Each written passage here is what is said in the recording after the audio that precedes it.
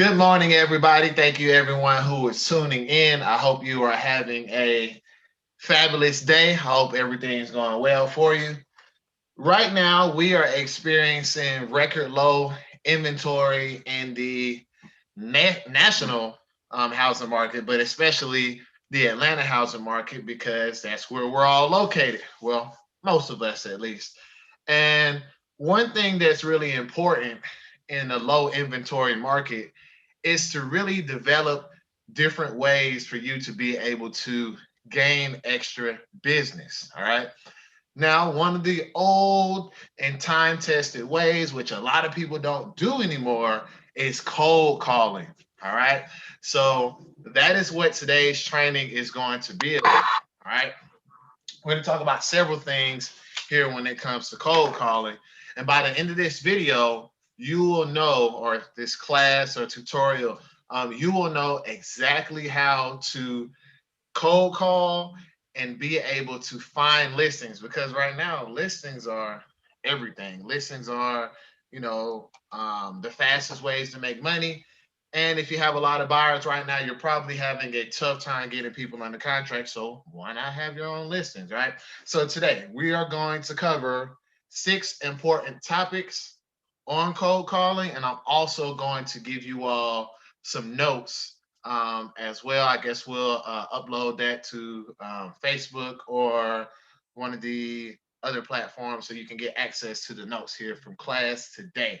All right, so the first step we're going to talk about is who to call. Who should you be calling? Who are the people who are going to be selling? Um, from the surface of it, it seems like something that's a very short answer, but it's actually really complex when you think about it. So one of the things we're going to talk about, step number one, is who to call. Who should you be calling? Let me fix up my chair here. Who should you be calling so you can actually generate revenue through listings on the phone? The next, where do you find those people, right? Where do you find the people that you need to actually call to become profitable for this to make sense for you, all right? So step one was who do you call? Step two is where to find those people. All right. Then, of course, we have when. When do you call them? That is step number three. When should you be calling these potential listings and homeowners? When is the best time? When are the best days? How many times do you need to call them? We're going to cover that as well. And of course, what do you say to them, right? So we'll talk about some different scripts to use in this process, as well as just really some key points to actually talk about when you're speaking with somebody about getting them to sell their home. All right. Next, we're going to talk about the ultimate goal. What is the ultimate goal of these phone calls that you're going to be making? And the last is, what do you do next after you complete the call? What do you do next? So, before we get started, if you have anybody who is also a realtor on Facebook, share this video. We want as many people to know about this so they can learn how to take their business to the next level. Let me get ready to share my screen by deleting some of the things that I don't want you to see. I don't want y'all stealing my clients. So let me go ahead and knock that stuff out the way, and then we're going to get started. All right. And I'm going to share my screen right now. All right. So let's get started. Cool. All right. Now we are sharing our screen here. Let me get that stuff out the way. Buyer brokerage. Not talking about buyers today. We're talking about sellers. All right. So first thing that we want to talk about is who to call and why. And I'm going to zoom this in a little bit. I don't want you all moving forward. I want you all to stay right where I need you all at. Okay. All right. So first and foremost, let's talk about who to call and why. All right. Because you want to think about when you're coming up with your strategy to cold call, you have to think about who are you going to be calling, but not only who, but why does it make sense to call them? So I've compiled a list of quite a few people that you should be focusing on targeting, and we're going to talk about why you should be calling them and some of the things that you want to have on your mind when you're actually reaching out to these certain groups. Because listings is not a dragnet or a catch-all, right? You're not going to be able to say the same thing to everybody to be able to get them to do business with you, right? So the first thing we want to go over is who do you call and why, all right? So of course, the easy thing, for sale by owners, they're getting, pounded by, plenty of agents trying to call them, but for sale by owners is still a worthwhile type of prospect to call. And what we're calling offering for sale by owners are strategy. Okay. So right now, of course, we have low inventory and sellers can sell their property quite easily. However, the strategy on going about doing that in the most proper way, most sellers or most of your average, citizens, they don't understand that. So what we want to call the for sale by owners is offer them our strategy. Hey, I can help you sort through all these offers and pick the best offer. Hey, I can make sure that you're not paying any closing costs. I can make sure that everything goes right when it comes time to appraise the home or during the inspection. I can make sure those things happen properly for you. So you're offering your strategy, also your expertise. Many of you have closed several deals, if not hundreds of deals. That homeowner, chances are, even if they sold the house before, it's probably their second or third time doing it, and they haven't done it in a while. So we have expertise that we can offer them, all right, which makes it easier for them to sell. Agents, we know that we can get them a higher price, and a higher price is going to mean more profit, all right? So for sale by owners, great group of people to call. Moving on here. Next thing is estate owners, right? So those people who have been left property by someone who has passed on in their family, right?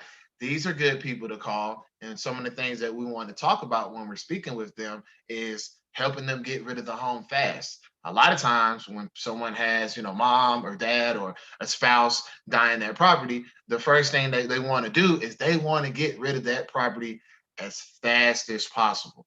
Okay, as fast as possible. All right. One good place to find estate owners is going to be calling estate attorneys, right?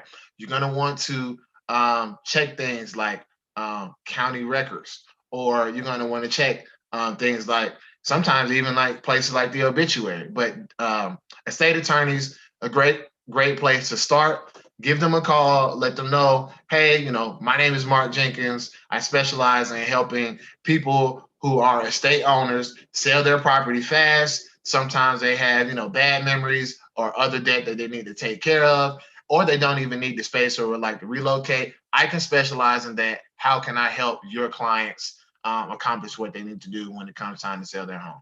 So call attorneys, but ultimately estate owners is another great place for you to start with cold calling. Next, divorcees, okay, or divorcees, right? Um, Great place as well. I've worked with quite a few divorcees in my real estate career, and although it's not a fortunate thing for the parties involved, sometimes it is, but the good thing about working with divorcees is they want to separate assets very quickly. A lot of times they want to relocate. Sometimes they don't need the space that they have, and also looking for a new beginning, right? So divorcees, great prospects to call for listings because they're trying to get rid of the property as fast as possible. They just want you to come in, get it done. All right. Next, we have the elderly. All right. So you have a ton of people here in Metro Atlanta who are either empty nesters, or maybe they have more space than they actually need right now, or maybe they need to downsize. Maybe the home is too much for them to maintain. A big thing is they don't longer need stairs in their house. So you have a lot of people who are elderly who are living in homes that they have a lot of equity in, but they don't even go upstairs because, obviously when you get a little older, you don't want to use the stairs, right? My knees work fine now, but check me in 30 years, right? So they no longer need the stairs. And then another thing is a lot of elderly people may be wanting to relocate. They might want to be closer to family or public transit or some of the amenities or closer to medical facilities. There's a lot of different things that you want to consider, right? So elderly, all right? The next group of people that you want to focus on calling is high equity homeowners, right?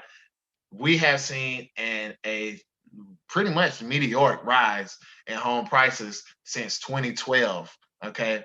So those people who have a lot of equity in their homes, a lot of them, it makes sense for them to actually move, right? It makes sense for them to take that $100,000 or $200,000, go buy another house, and now they have, an amount of money that they've never had before just by moving, right? So high equity people, what we're going to do, we're going to call them. We're going to talk about cashing out on their investment, right? We're going to make it make financial sense for them. A lot of them are in their starter home still. So we're going to talk to them about, okay, now it's time to upgrade, especially since interest rates are low. You really won't pay that much more than what you thought. Plus, you'll be taking on, a six-figure profit from the sale of your home. All right. And also there's, of course, people that are relocating. We'll talk about where to find high equity buyers. Those are actually, high equity sellers. Those are quite easier to find than some of the other topics, groups that we talked about here. Next, just married. All right. A lot of times, people who are just getting married, believe it or not, they actually have property to sell sometimes. Sometimes one person has a household, other person has a household, and that could be two sales for you and the purchase, right? So you want to make cold calls to things like wedding venues and let them know, like, hey, my name is Marc Jenkins. I specialize in when people get married, I specialize in finding them a new home that they can, build their new future in. And I also take care of the process of selling their own property, getting them a lot of money, and I do it really fast. Okay. So calling wedding venues and establishing relationships with them, that is another source of finding people who are just getting married as well. Okay. The next thing is high crime areas, right? All right. So you want to actually call people in high crime areas because oftentimes people are tired of those areas and they want to move. They want to move out as fast as possible. All right. So calling people in high crime areas, I won't say any specific areas, but calling people in those high crime areas can also pay dividends when it comes to cold calling because a lot of people in those areas, they want to get out and as fast as they can. And what better time now to where they could get out, sell their house very quickly, get a great price for it. What a better time than now? Next thing kind of coincides with that is bad school districts. Okay. So sometimes, a lot of people, they just either want to move their kid into a better school or they just want to live by a better school because that has other benefits as well too in the community, just living by a good school. But bad school districts, right? Target those people. Simple. Hey, are you interested in moving to a better school district or a better area? Plain and simple. All right. Next, you have people with a long commute. So there are still people who want to be closer to downtown, even though a lot of people are still working remotely, right? There are still people who still go into the city for work or still, have a 45-minute or hour drive to get to work. You want to target people on the outskirts, right? And find out, are you having think about the type of jobs that people really can't do from home, right? And you want to target people that are in like that price point. So like, things like nurses, for example, right? You can't be a nurse from home, right? So you want to try to target those individuals through we'll talk about how to actually get in contact with some of those people, but you want to target those types of individuals, right? The next thing is hot neighborhood. You see a home sells fast in the neighborhood, you're like, hey, they got a really great price and that home sold in one day. Get a list of the neighbors, call everybody. Okay. So what you have here from the start is a really, there probably are some people that are left off this list, but it'll definitely get you a really good start if you focus on these 10 or so um, opportunity groups that you can actually cold call and get them to sell their house. All right. And I've also put why and some of the points that will make sense for them when you're actually calling. All right. So next thing I want to talk about is just some sales background here. And this is something that you need to understand if you're going to be cold calling, right? So the main thing is people are going to move based on emotion. When I say move, I don't necessarily mean move their house. I'm saying that people are generally going to do something based on the emotions that they feel, right?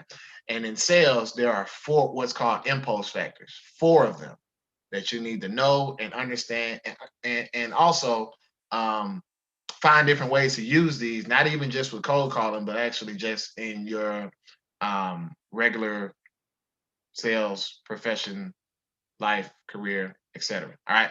So one is just the first one is fear of loss. Nobody wants to lose anything. So that's an emotion that a lot of people play on. And you, when you're cold calling these people, you can actually play on that. Right. So for example, if you're calling somebody with high equity, an example of fear of loss would be, hey, Mr. Homeowner, I don't know if you've seen it, but right now, home prices in Atlanta are the highest that they've ever been.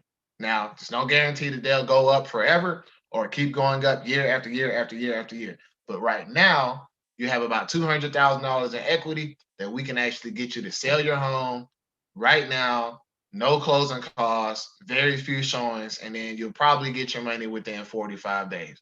But I can't guarantee that'll last forever. So does it make sense to go ahead and take that money now while you can, or risk it going back down to normal levels? That's playing on their fear of loss impulse. All right. The next thing is the sense of urgency. And it's kind of like fear of loss, but it's a little bit different. So you can just say, hey, right now, inventory is low. We're deep into a seller's market. We're never going to have another time like this.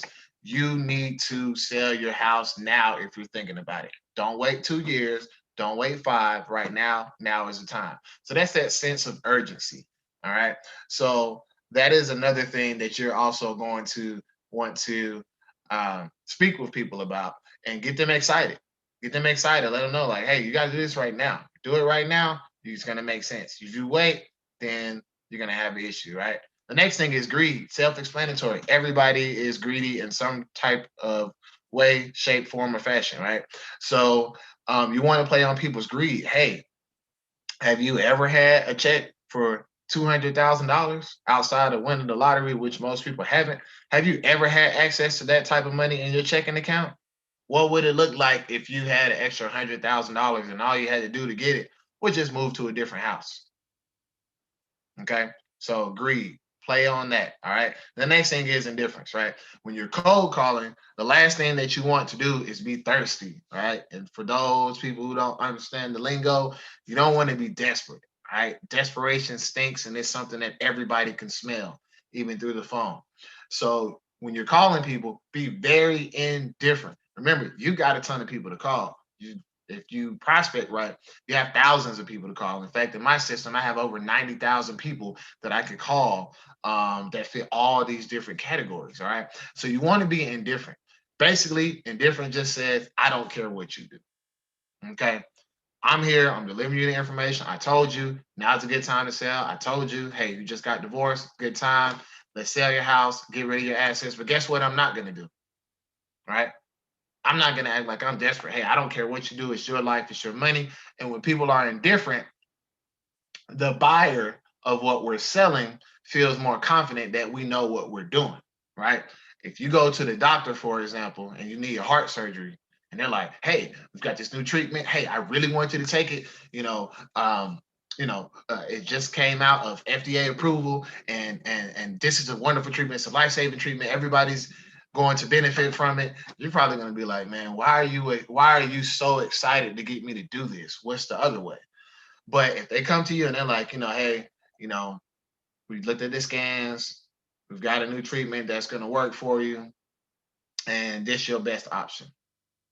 Then you're gonna be like, oh, okay, well, yeah, they're serious, and they're not trying to push it on me. They're just trying to tell me what's best for me, and so they're going to be more likely to actually buy with you or do what you're suggesting. Okay, all right. And then the second thing, before we get back to the cold calling trainer, I have to have you understand, because you're going to take a lot of rejection in cold calling. You're going to hear a lot of no's, right? No is going to be the thing that you're going to hear more so than anything else when it comes to cold calling. All right. So you need to understand the reasons why you're going to hear no. If you understand the reasons why you hear no, one, you won't take it personal. And the next thing is you will start to eventually try to pick things out and figure out, okay, how can I get to a yes if I check off the reasons why they might say no. All right, so there's only 5 reasons that people don't buy from you. Okay, number 1 is no need or no want. They don't need what you're selling and they don't want what you're selling. Okay, plain and simple.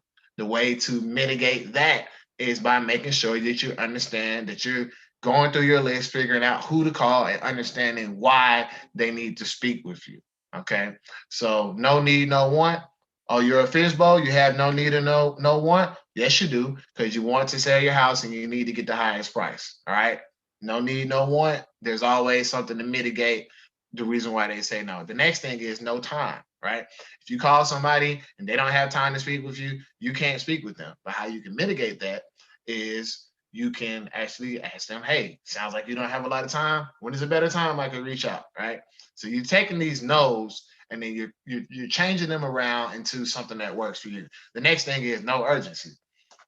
Man, I thought about selling, but shoot, I don't know. I might do it in the next 2 years, 3 years, 5 years, or something like that. And I'm sorry, I'm gonna have my phone is gonna ring because I just had a new listing that went live, and everybody seems to be calling me. Maybe some of you, but no urgency, right? So sometimes people say like, "Yeah, I'll move," give me 3 years or 5 years or something like that, right? But that's not a no. That's just telling you they're not seeing the urgency. So now you explain to them, hey, have you had a chance to check out and see like how much your home is actually worth right now, or how fast homes are selling near you, or when can I show you how quick I can actually sell your home and get this done for you versus you waiting 2 or 3 years and then we don't know what the market will look like in 2 or 3 years, right?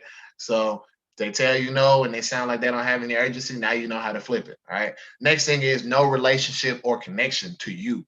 All right. So although we're on the phone, although these people have never heard from us, don't know us from a can of paint, as they say, um, that means that we still do have an opportunity to build a connection with them. You're not going to become their best friend over just calling them, excuse me, one time, right? But there are things that you can say which establishes a relationship, a connection. Your pitch matters, your tone matters, right? You can establish that. And if people are telling you no and it feels like a very cold no, that's one of the things that you can mitigate by saying, oh, okay, well, it sounds like you're really not interested. But I tell you what, let me send you over some information about myself, how I help people in the community do this, and maybe we could talk another time, right? Build that connection, that relationship if you don't have it. All right. The next thing is no money. All right. So a lot of times people will just flat out tell you no because they think it's going to cost them. And it is. They're going to pay us to do our job. However, they don't have to pay us up front. So when somebody says, well, man, I don't have any money, or I wish I could sell, but I don't have any money. That's the time for you as a professional to say, well, hey, why don't we sit down and talk about what this would look like for you? Let's talk about how much profit that you will actually make, how much it would cost for you to move into your new home, etc. All right. So those are 2 things that you need to know and understand about cold calling. So that brings us to the end of step 1. Step 1 is who to call. Okay. And then also internalize these things based on those 4 impulse factors and also understand the 5 reasons that people would not buy from you. Moving on. All right. Cool. All right. So now here at the bottom, I wish I could just blow this up because I don't want to show y'all everything.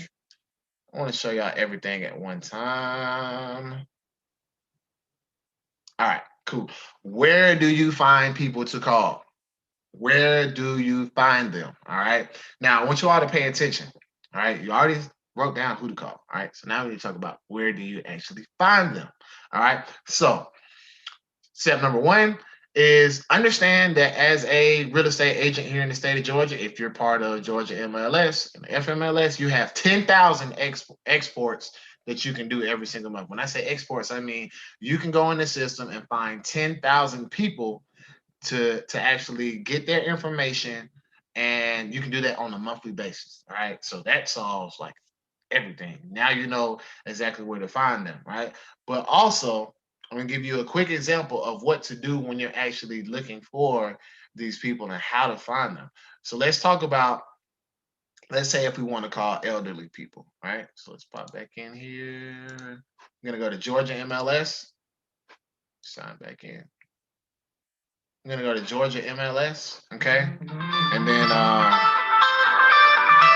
sorry about that. The phone's gonna be ringing all day. We are going to go to CRS Tax Week. CRS Tax Week.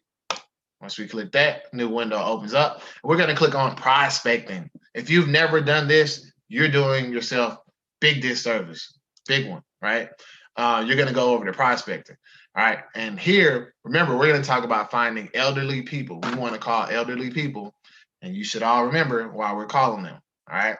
So here on the left side, you have several different categories to where you can actually choose criteria about a home or a homeowner, right? So if we were trying to find elderly people or elderly homeowners, right? One thing that we could do is we could go to owner type, and of course we're going owner occupied, and hit update. And as you hit update, it's going to populate the records on the right side of who you've targeted, right? All right. So now another thing to look at would be ownership duration, right? So if we're looking at somebody who's elderly, right, and there is no way for you to like search everybody by age. So everything is going to be based on the ingenuity you put into it. But let's just say it's 2021.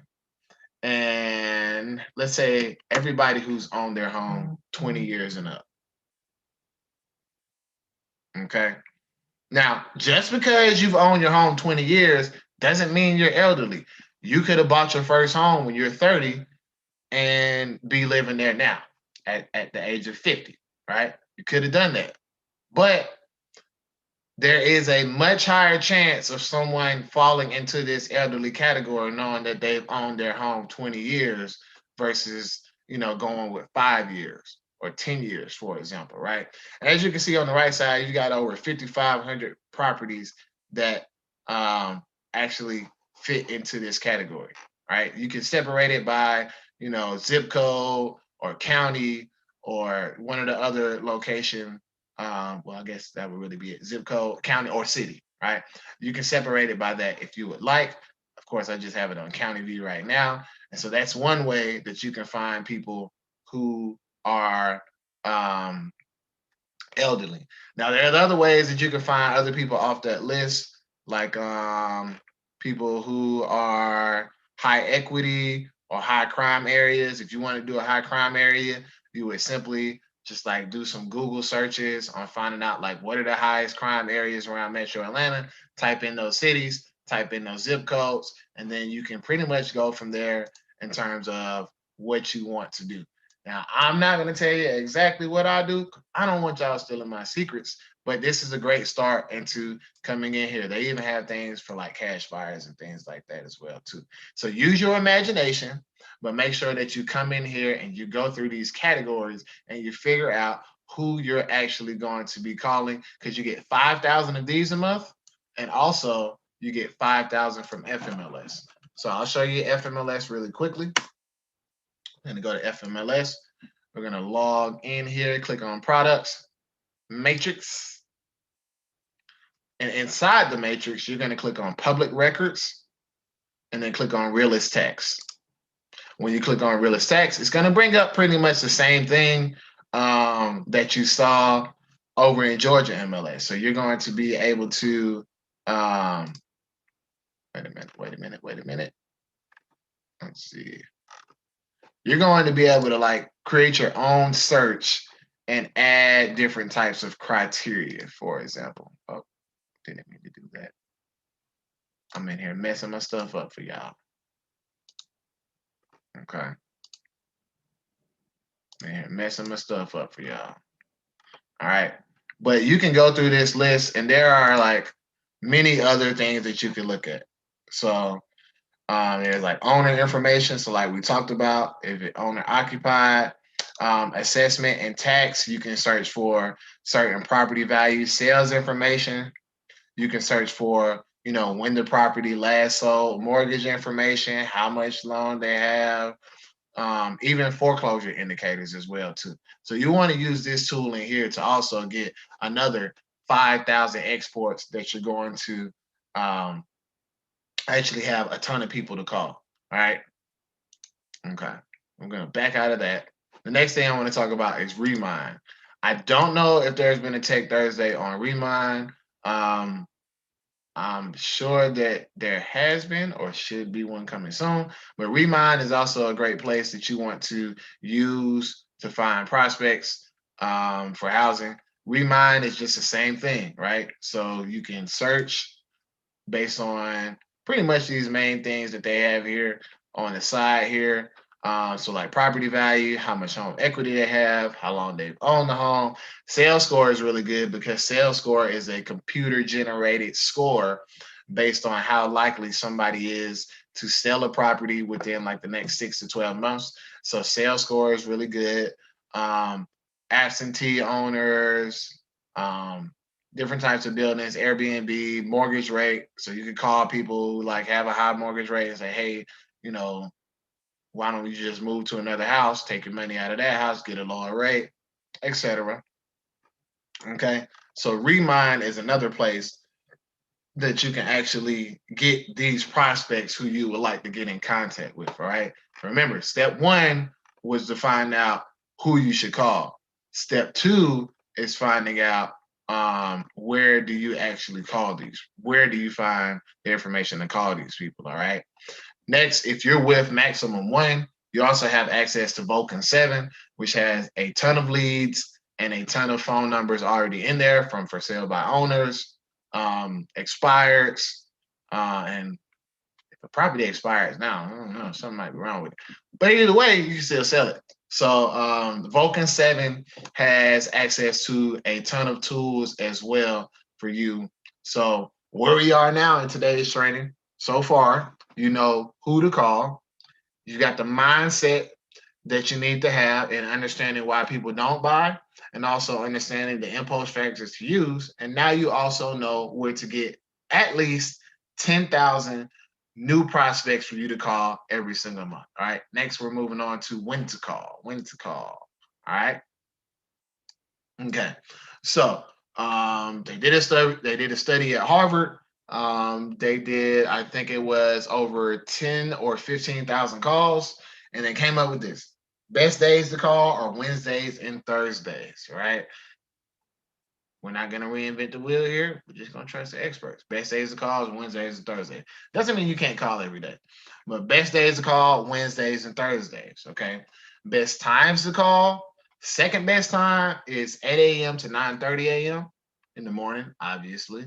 And then the first best time to call is between 3:30 p.m. and 5:30 p.m. Okay. Very important information to know because you don't want to spend your time cold calling during the middle of the day because most people are not going to answer or they're going to tell you they're at work.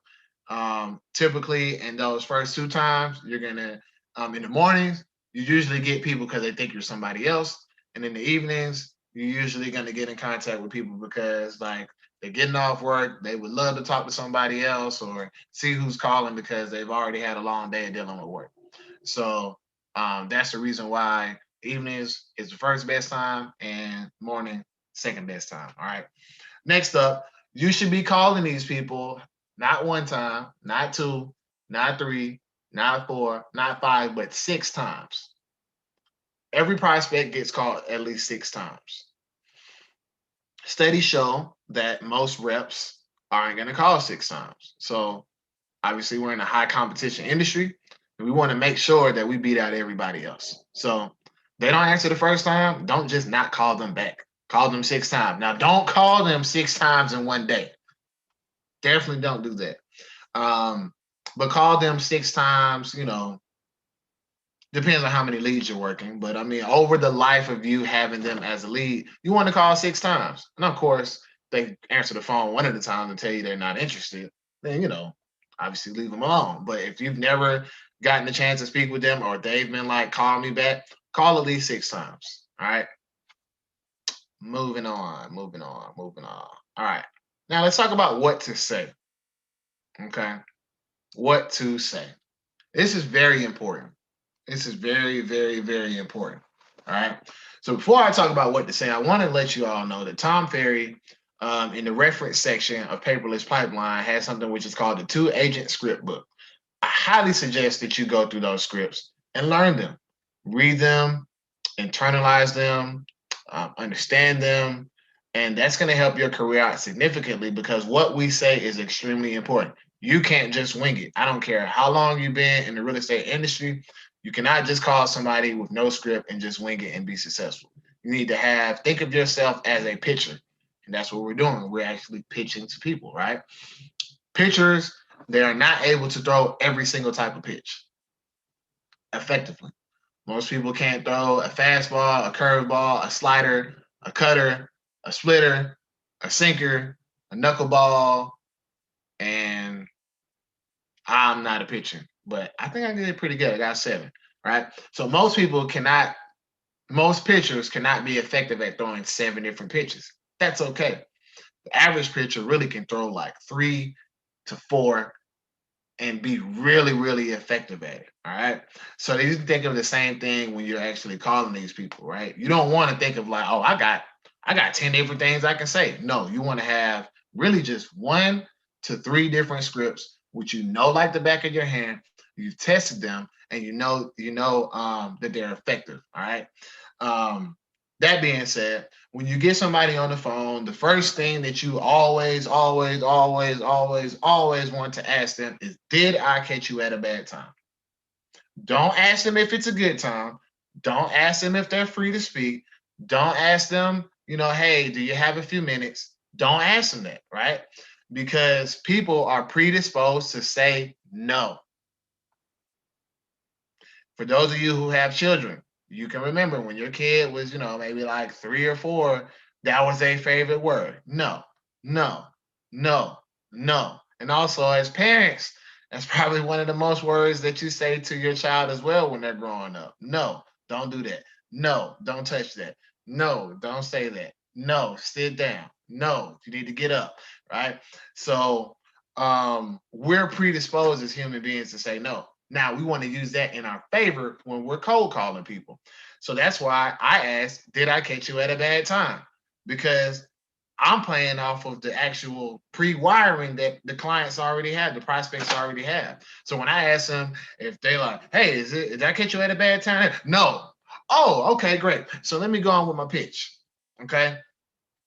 So, but what they don't notice a lot of times is that, man, I just told him it wasn't a bad time, so I gave him the opportunity to be able to speak, which is what you want. You want the opportunity to be able to speak and tell people, um, you know, what your pitch is, right?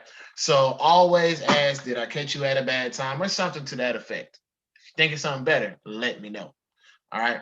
The next is always ask open-ended questions. We do not want to ask yes or no questions because they're going to say no, all right, unless you can creatively say something that works in your favor that says, that gets them to say no. But we're not going to ask them, are you interested in selling their house? That's a no. We're not going to ask them, hey, do you want me to come out to your house and give you a free estimate? That's a no. We're not going to ask them, what's another question that's pretty common that somebody might ask? You're not going to ask them, um, are you ready to move out your neighborhood? That's going to be a no. You're not going to ask them, um, you get it, all right? You want to ask them open-ended questions. So a better way to ask those questions would be, when do you plan on selling your home? It's not a yes or no. They can say, no, I'm not planning on selling it, which is fine. You're not going to get everybody, right? But it's better than just saying, are you interested in selling? No. Okay. Have a nice day, right? When are you planning on selling? Oh, well, you know what? I'm probably not going to sell until, another year. Oh, okay, good. Well, it can take anywhere from 3 to 6 months to get a house prepared to be sold. So what I'm going to do is I'm going to send you some information, and then we'll keep in contact, and maybe I'll check back with you next year so we can get this show on the road. What's the best email for you? More open-ended questions. All right. Nothing closed-ended. All right. Um, What do you think your house would sell for right now? Right? We're not gonna ask them, hey, have you had a chance to check out your home's value? No, I haven't. Goodbye. All right. We're gonna say, hey, what would you sell your house for right now? Or what would you buy your house for right now? If you had to buy, if you were somebody about to buy your own house that you're living in right now, what would you pay for it? Right? Get people talking, right? This is about getting people to talk. They're not here to listen to you. The best people on the phones are going to be the people who get them to listen to actually talk. If you get your clients, or excuse me, prospects or leads to talk, you're going to win this game, right? They don't want to hear you talk. They don't like cold calling. They don't know you. So if you get them to talk, now you're actually making progress. Best way to do that is with open-ended questions. All right. And then always, my secret that you get from this class is, if you were to move, would you be looking to upsize, downsize, or relocate? I always say that on the phone with them. That's really good when people are like, I'm not interested. Okay, yeah, you're not interested. I'm sorry, I'm sorry to bother you. I really appreciate you taking time. But hey, if you were to move, do you think you would be looking to upsize, downsize, or relocate? Once you get that answer, now you got them talking again. Oh well, man, if I was to move, man, I'd like to actually get me a really, I need a bigger house. Oh, you do? Oh, you need a bigger house? Yeah, I need a bigger house. Oh, okay. Well, what do you think your mortgage would be on that house? Man, I'll probably have to pay $2,000 for the house I want. Oh, okay. How many bedrooms would you need? Uh, I probably need about 5 bedrooms. Okay, and would you want a new construction home? No, it don't have to be new. Oh, okay, cool. Well, I can send you a list of homes that might fit your size criteria. I know you're not interested right now, but why don't we at least start looking to see if anything piques your interest? Right? You've already taken the conversation from somebody who's not interested. You found out where they would move to. You found out what kind of home that they want, and it all came from this simple question. Well, if you were to move, would you be looking to upsize, downsize, or relocate? No, Mark, I'm not interested in selling my house right now. Oh, okay. But if you were to move, would you be looking to upsize, downsize, or relocate? Man, I would relocate. I'm actually really getting tired of this area. Oh, okay. Where would you move to? I'd probably move up to, Marietta. I want to be in a better school district. Oh, okay. Which school? Well, I haven't had a chance to really look at the school district, but I know that this one isn't good. Okay. Well, I tell you what, I'll send you a list of schools that are really good in that area. And then I also send you some homes nearby to that, and we can just keep talking about it, right? Taking them from not interested to, okay, now you've got their wheels turning. So always ask, if you were to move, would you be looking to upsize, downsize, or relocate? Right? All right. Okay. Oh, sorry. I was just breaking the page. Next. Sorry about that. I thought I was going to the next step. I was about to skip something on y'all. All right. Now, always make sure you ask for an appointment. Don't ever talk to somebody without asking for an appointment. Even if they're not interested, still ask for it. You never know what they might say. No, Mark, I'm not interested. I don't want to sell my house right now. Oh, okay, cool. Most people don't, I don't want to sell right now. When is a good time that I can show you what your house would actually sell for? And they might say, no, hey, I told you I'm not interested. That's cool. Oh, okay, cool. Let it go. You can't get everybody. But you want to be in the habit of making sure you ask for the appointment every single time you get somebody on the phone. Every single time somebody talks to you, hey, I'm not moving for 3 to 5 years. Oh, okay, great. When is a good time that I can show you how much a home would sell for? When is a good time that I can show you some other homes? And that's why, the question that I asked before this step is so important. I'm not interested in selling a home selling my home right now. Okay, but if you were to move, you're looking at upside, downside, relocate. I'll probably downsize. Okay, well, when is a good time that I can show you some options on downsize? And I know you're not interested right now, but I at least want to show you some options, show you what's going on with the mortgage industry, and what kind of rates you can get. When is a good time that we can do that? All right. When is a good time that I can show you? When is a good time that I can show you? All right. Next, rebuttals. Very simple. Go to the reference section in Paperless Pipeline, go to that Tom Ferry 2 agent script and learn all those rebuttals.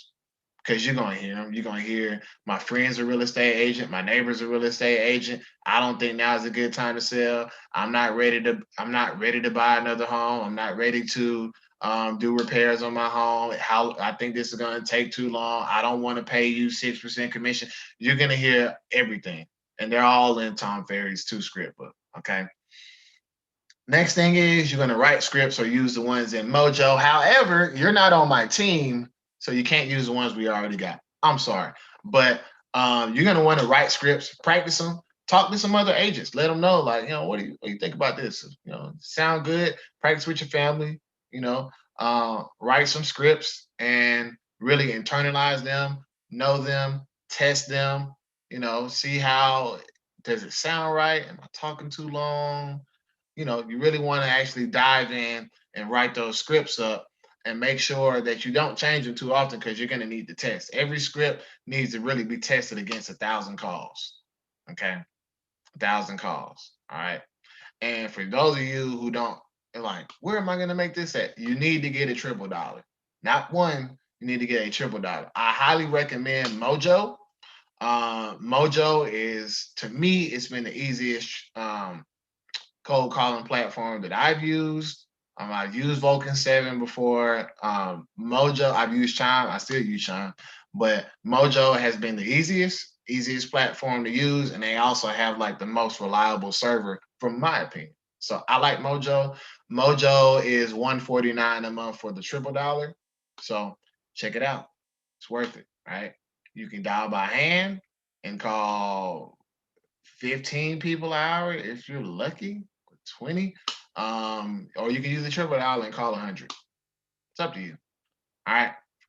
Next up is the ultimate goal. Ultimate goal is to set an appointment, whether on the phone, Zoom, or in person. That's the ultimate goal. All these people, you're not trying to sell them on the first call. All you're asking them to do is give you a time where you can actually meet with them and show them. That's it. When can I show you? When can I show you? Right? You want to find a time to where you can actually meet with them, be prepared, and share them the information that you need them to hear. It doesn't have to take but 10 minutes for some people. Sometimes it takes longer, right? But the ultimate goal is to get an appointment. Appointments are your currency in cold calling. No appointments, no money. All right. So always make sure that you keep in mind your ultimate goal is not to say, hey, that person was nice to me. No, your ultimate goal is to get appointments. All right. If you can get one appointment a day, that's 5 a week. Well, if you work only the weekdays, 5 a week, that's 20 a month.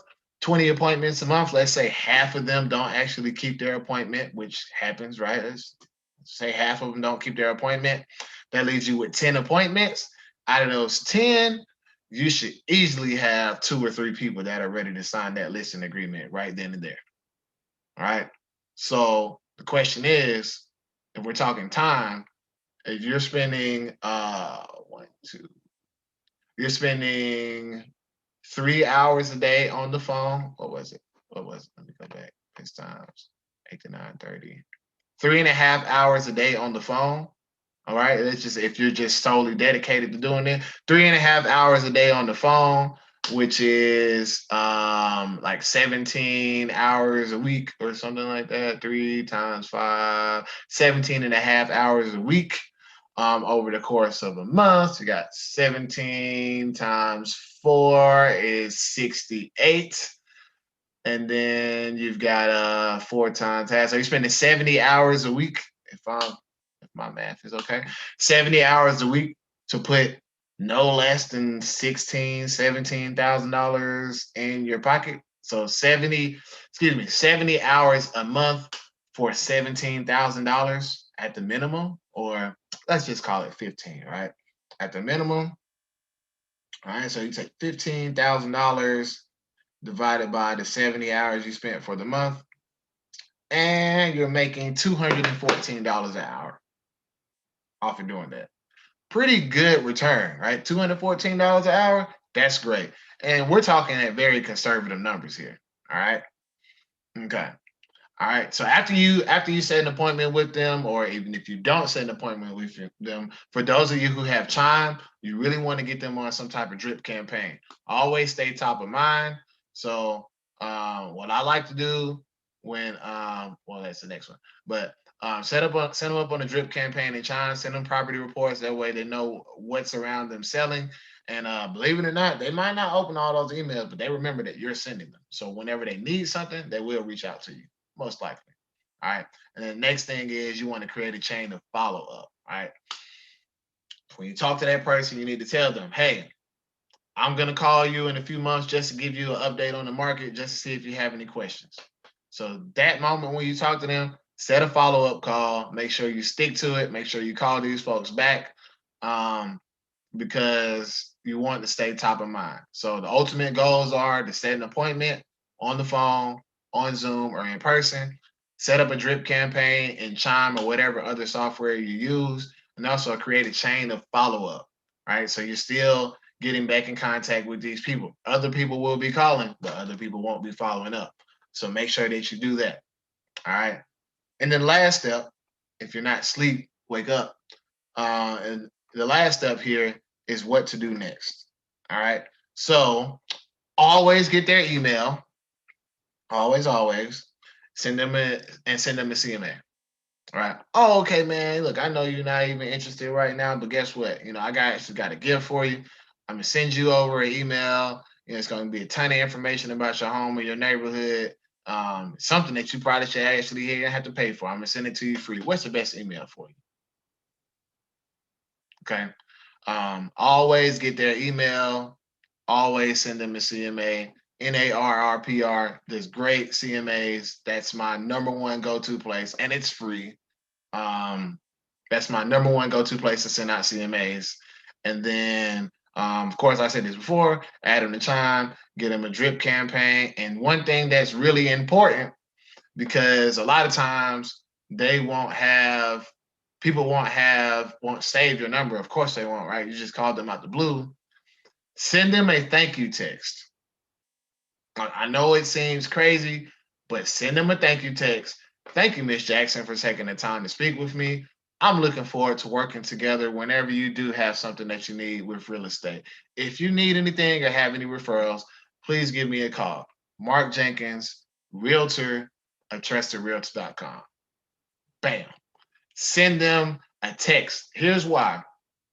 A lot of times people will remember, hey, a realtor sent me a text. I don't remember their name. Let me just type in realtor in my search bar in my text messages and see what pops up. Boom, there you are.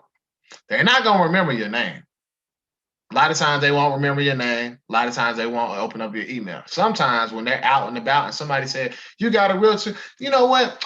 I do have somebody. Somebody called me trying to get me to sell my house. I told them I wasn't interested, but they seemed really knowledgeable. Why don't you call them? I can't remember their name. Let me see. I know they sent me a text. Let me search my phone and see if that text is still there. Oh, yeah, here it is. Here's their name and number right here. Give them a call. Okay. Always send them a thank you text. It's courteous.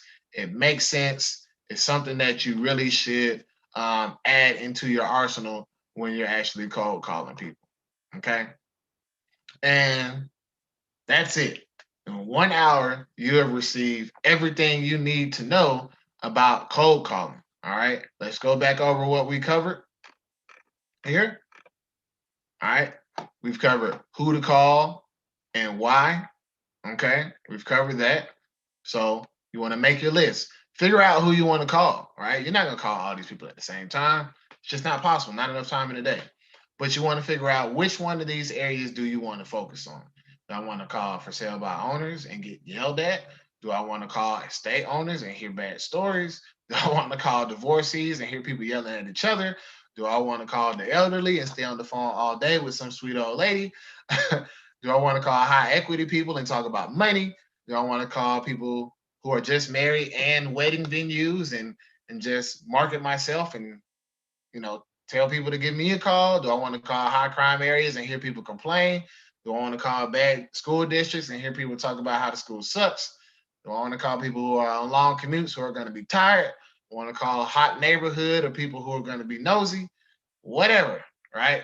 Choose the people that you want to call, get their information through places like FMLS, Georgia MLS, Remind, thousands of exports that you're going to be able to get, names, addresses, all the information that you're going to need, right? Set up a schedule when you're actually going to call them, right? If you can only do one day, do a Wednesday or a Thursday. If you can only do 2 days, do Wednesday and Thursday. Stay away from those days where it's not a good time to call because you're not going to get in contact with a lot of people, right? So you could say, you know what, Wednesdays and Thursdays I'm cold calling 4 hours a day. Set it into your schedule, make it intentional. All right. Next thing is go over your scripts, figure out what to say, test it, talk to other agents, let them know, what your script is. Practice it, of course. Practice it, know like the back of your hand. Okay. Make sure you're asking for the appointments. Get that appointment, get that information, get that email, put them in drip campaigns, send them CMAs, and a thank you text. So I can't see everybody who's on Facebook Live. So unfortunately, I cannot answer questions. But if you should have questions, please feel free to reach out. And I hope that everybody has learned something about cold calling right now. We're not going to see this inventory change up for quite some time. So you owe it to yourself to add in cold calling because those buyers, unless they're conventional or cash or going new construction, you're probably not going to get that far with FHA loans for any time soon in the future. I don't even look at them. So I appreciate your time. Thank you for spending Tech Thursday with me. I really enjoy doing Tech Thursdays. Thank you, Ming, Alan, and Melanie. Melody, excuse me, don't kill me for that. Melody is a Freudian slip. Melody for this opportunity. And with that, we are finished with Tech Thursday.